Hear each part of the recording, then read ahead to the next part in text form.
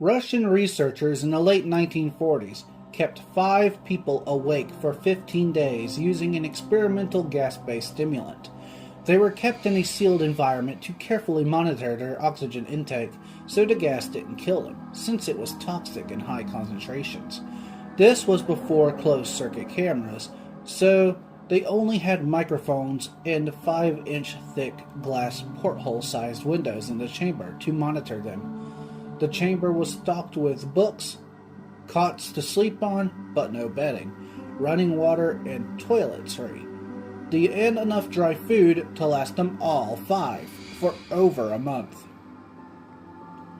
The test subjects were political prisoners deemed enemies of the state during World War II.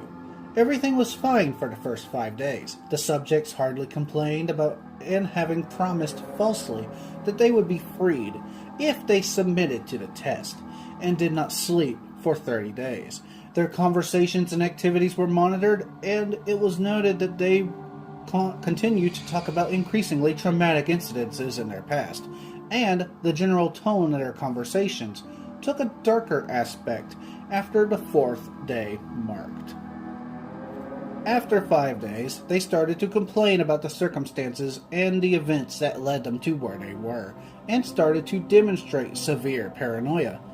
They stopped talking to each other and began alternately whispering to the microphones and one-way mirrored portholes. Oddly, they all seemed to think that they could win the trust of the experimenters by turning over their comrades and the other subjects in captivity with them.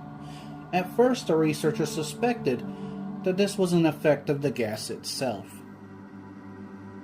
After 9 days, the first of them started screaming. He ran the length of the chamber, repeatedly yelling at the top of his lungs for 3 hours straight. He continued attempting to scream, but the only Abel was able to produce occasional squeaks. The researchers thought that he had physically torn his vocal cords. The most surprising thing about this behavior is how the other captives reacted to it. Or rather, the fact that they didn't react to it. They continued whispering to the microphones until the second of the captives started to scream. The first 2 non-screaming captives took the books apart, smeared page after page with their own feces, and pasted them calmly over the glass portholes. The screaming promptly stopped, and so did the whispering from the microphones. After 3 more days had passed, the researchers checked on the microphones hourly to make sure they were working, since they thought it impossible that no sound could be coming with 5 people inside. The oxygen consumption of the chamber indicated that all 5 must still be alive. In fact, it was an amount of oxygen 5 people would consume at very heavy level of strenuous exercise.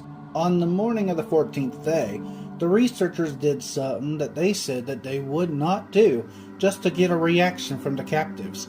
They used the intercom inside the chamber, hoping to provoke any response from the captives that they were afraid were either dead or vegetables. They announced, "We are opening the chamber door to test the microphones. Step away from the door and lie flat on the floor, or you will be shot. Compliance will earn one of you your immediate freedom." To their surprise, they heard one single phrase in a calm voice, responding, "We no longer want to be freed." Debate broke out amongst the researchers and the military forces funding the research. Unable to provoke any more responses using the intercom, it was finally decided to open the chamber at midnight on the 15th day. The chamber was flushed of the simulant gas and filled with fresh air, and immediately voices from the microphones began to object. 3 voices inside began begging, as if pleading for their life of loved ones, to begin and turn the gas back on. The chamber was opened and soldiers were sent in to retrieve the test subjects. They began to scream louder than ever, and so did the soldiers, when they saw what was inside. 4 of the 5 subjects were still alive, although no one could rightly call the state of any of them in life. The food rations for the past 5 days had not been so much as touched. There were chunks of meat from the dead test subjects' thighs and chests stuffed into the drain in the center of the chamber, blocking the drain and allowing 4 inches of water to accumulate on the floor. Precisely how much of the water on the floor was actually blood was never determined. All 4 surviving test subjects also had large portions of muscle and skin torn away from their bodies.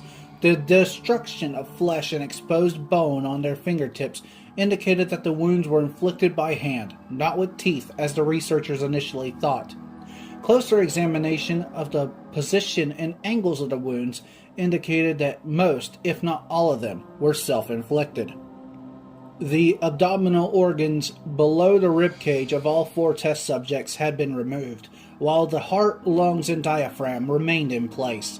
The skin and most of the muscles attached to the ribs had been ripped off, exposing their lungs through the ribcage. All the blood vessels and organs remained intact. They had just been taken out and laid out on the floor, fanning all around in the area, but still living bodies of the subjects. The digestive tract of all 4 of them could be seen to be working, digesting food. It became quickly apparent that they were digesting was their own flesh that they had ripped off and eaten over the course of the days. Most of the soldiers were Russian special operatives at the facility, but many of them refused to return to the chamber and remove the test subjects.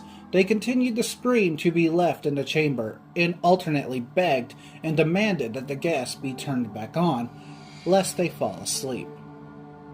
To everyone's surprise, the test subjects put up a fierce fight in the process of being removed from the chamber. One of the Russian soldiers died from having his throat ripped out.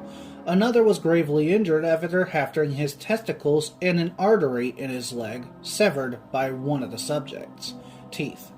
Another 5 of the soldiers lost their lives, if you count the ones that committed suicide in the weeks following the incident.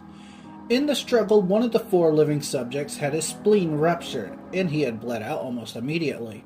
The medical researchers attempted to sedate him, but this proved impossible. He was injected with more than 10 times the human dose of morphine derivative, and still fought like a cornered animal. Breaking the ribs and arms of one of the doctors, the heart was seen to beat with a full 2 minutes after he had bled out, to the point that there was more air in his vascular system than blood. Even after it had stopped, he continued to scream and flail for another 3 minutes, struggling to attack anyone in reach, and just reopening the word more, over and over, weaker and weaker, until he finally fell silent. The surviving 3 test subjects were heavily restrained and moved to a medical facility, the 2 with intact vocal cords continuously begging for the gas, demanding to be kept awake. The most injured of the 3 was taken to the only surgical operative room that the facility had. In the process of preparing the subject to have his organs placed back into his body, it was found that he was effectively immune to the sedative that they had given him, and prepared him for surgery. He fought furiously against his restraints. When the anesthetic gas was brought out to put him under, he managed to tear most of the way through the 4-inch wide leather strap on one wrist, even though the weight of a 200-pound soldier was holding that wrist as well. It took more than a little anesthesia than normal to put him under. And the instant his eyelids fluttered and closed, his heart stopped. In the autopsy, the test subject that died on the operating table was found that his blood had tripled the normal level of oxygen. His muscles that were still intact to his skeleton were badly torn, and he had broken 9 bones in his struggle to not be subdued. Most of them were from the force of his own muscles that had exerted on them. The second survivor had been the first in the group of the 5 to start screaming. His vocal cords destroyed, he was unable to beg or object to surgery, and he only reacted by shaking his head violently in disapproval when the anesthetic gas was brought near him. He shook his head yes when someone suggested, reluctantly, that they try surgery without anesthetic, and did not react for the entire 6-hour procedure of replacing his abdominal organs and attempting to cover them with what remained of his skin. The surgeon presiding stated, repeatedly that it should be medically possible for a patient to still be alive.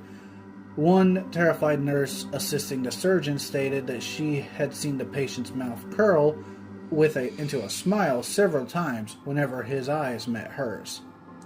When the surgery ended, the subject looked at the surgeon and began to wheeze loudly, attempting to talk while struggling. Assuming this must be something of drastic importance, the surgeon had a pen and pad fetched so the patient could write his message. It was simply, "Keep cutting." The other two test subjects were given the same surgery, both without anesthetic as well, although they had been injected with a paralytic for the duration of the operation. The surgeon found it impossible to perform the operation while the patients laughed continuously. Once paralyzed, the subjects could only follow the attending researchers with their eyes. The paralytic cleared their system in their abnormally short period of time, and they were soon trying to escape their bounds. The moment they could speak, they were again asking for the stimulant gas. The researchers tried asking them why they had injected themselves, why they had ripped out their own guts, and why they wanted to be given the gas again. Only one response was given: "I must remain awake." All three subjects' restraints were reinforced, and they had been placed back into the chamber, awaiting determination as to what should be done with them. The researchers, facing the wrath of their military benefactors for having failed the stated goals of their project, considered euthanizing the surviving subjects. The commanding officer, a former KGB agent, instead saw potential and wanted to see what would happen if they were put back on the gas. The researchers strongly objected, but were overruled.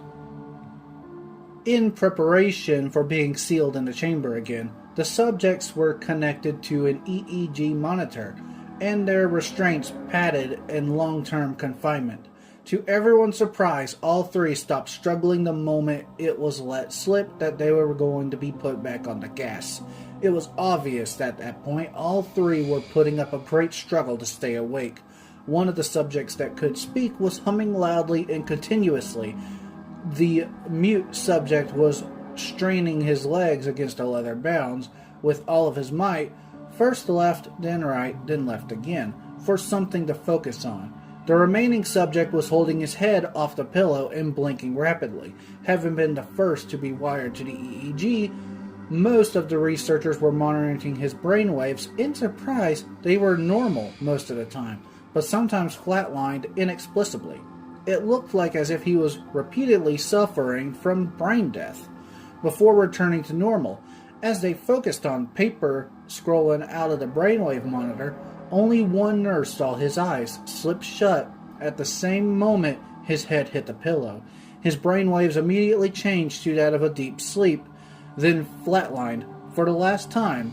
His heart simultaneously stopped. The only remaining subject that could speak started screaming to be sealed in now. His brainwaves showed the same flat lines as the one who just died from falling asleep.